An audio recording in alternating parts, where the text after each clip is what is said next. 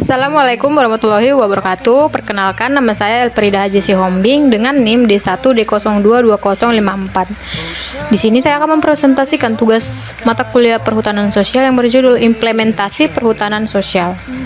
Sumber daya alam seperti air, udara, lahan, minyak, ikan, hutan, dan lain-lain merupakan sumber daya yang esensial bagi kelangsungan hidup manusia.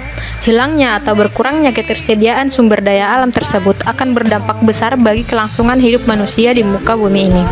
Oleh karena itu, terdapat beberapa permasalahan yang mendasar sehubungan dengan pengelolaan sumber daya alam adalah bagaimana mengelola sumber daya alam tersebut agar menghasilkan manfaat yang sebesar-besarnya bagi manusia dengan tidak mengorbankan kelestarian sumber daya alam itu sendiri.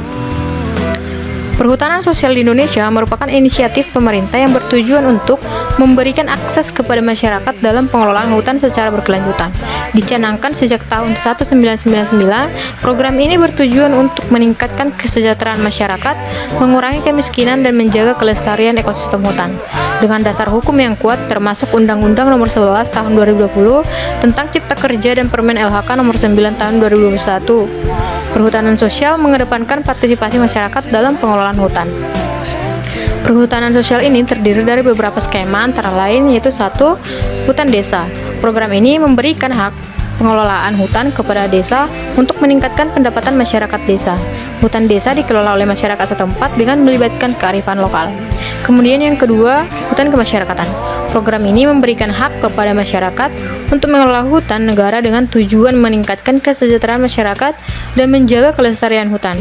Masyarakat dapat memanfaatkan hasil hutan secara berkelanjutan. Hutan rakyat.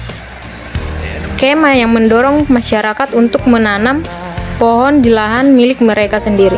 Dalam skema ini, masyarakat dapat menanam berbagai jenis pohon, baik untuk kayu maupun hasil hutan non-kayu, untuk meningkatkan produksi kayu dan hasil hutan lainnya, serta manfaat ekonomi bagi masyarakat. Kemudian, hutan tanaman rakyat adalah skema di mana masyarakat diberikan hak untuk menanam dan mengelola tanaman kayu di lahan yang ditetapkan oleh pemerintah. HTR juga berkontribusi pada pelestarian lingkungan dengan mendorong penanaman pohon di lahan sebelumnya tidak terkelola. Kemudian, kemitraan kehutanan adalah skema yang melibatkan kerjasama antara masyarakat dan pihak swasta atau pemerintah dalam pengelolaan hutan. Dalam skema ini, masyarakat dapat bekerja sama dengan perusahaan untuk mengelola hutan secara berkelanjutan dengan pembagian hasil yang adil. Kemudian, hutan konservasi masyarakat adalah skema yang memberikan hak kepada masyarakat untuk mengelola kawasan hutan yang memiliki nilai konservasi tinggi. Masyarakat berperan aktif dalam menjaga kelestarian hutan dan keanekaragaman hayati sambil tetap mendapatkan manfaat dari hasil hutan secara berkelanjutan. Pengembangan sumber daya manusia merupakan aspek penting dalam implementasi perhutanan sosial. Pemerintah dan lembaga swadaya masyarakat atau LSM memberikan pelatihan dan pendampingan kepada masyarakat untuk meningkatkan pengetahuan dan keterampilan dalam pengelolaan hutan. Pelatihan ini mencakup yang pertama yaitu teknik budidaya. Masyarakat dilatih dalam teknik budidaya tanaman hutan yang berkelanjutan, termasuk pemilihan jenis tanaman yang sesuai dan cara perawatan yang baik. Kemudian pengelolaan HHBK. Diajarkan cara mengelola hasil hutan non-kayu seperti madu, jamur, dan tanaman obat yang dapat meningkatkan pendapatan mereka. Kemudian yang ketiga, manajemen kelompok. Pelatihan tentang manajemen kelompok dan organisasi sangat penting untuk meningkatkan kapasitas masyarakat dalam mengelola hutan secara kolektif.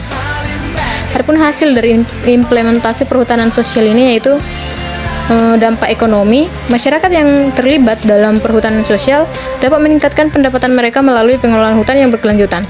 Peningkatan pendapatan ini terjadi melalui hasil hutan, baik kayu maupun non-kayu, serta diversifikasi sumber pendapatan. Kemudian dampak lingkungan. Perhutanan sosial berkontribusi pada pelestarian lingkungan dengan mengurangi deforestasi dan menjaga keanekaragaman hayati. Masyarakat yang terlibat dalam pengelolaan hutan cenderung lebih peduli terhadap kelestarian lingkungan karena mereka mendapatkan manfaat langsung dari hutan. Kemudian dampak sosial, yaitu perhutanan sosial meningkatkan partisipasi masyarakat dalam pengelolaan sumber daya hutan. Keterlibatan masyarakat dalam pengambilan keputusan dan pengelolaan hutan menciptakan rasa memiliki dan tanggung jawab terhadap lingkungan. Adapun kesimpulan dari materi ini yaitu implementasi perhutanan sosial di Indonesia merupakan langkah strategis untuk mengatasi masalah di deforestasi dan meningkatkan kesejahteraan masyarakat. Melalui berbagai program yang melibatkan masyarakat dalam pengelolaan hutan, perhutanan sosial dapat menciptakan keseimbangan antara kebutuhan ekonomi dan pelestarian lingkungan. Pengembangan sumber daya manusia melalui pelatihan dan pendampingan juga menjadi kunci keberhasilan implementasi perhutanan sosial.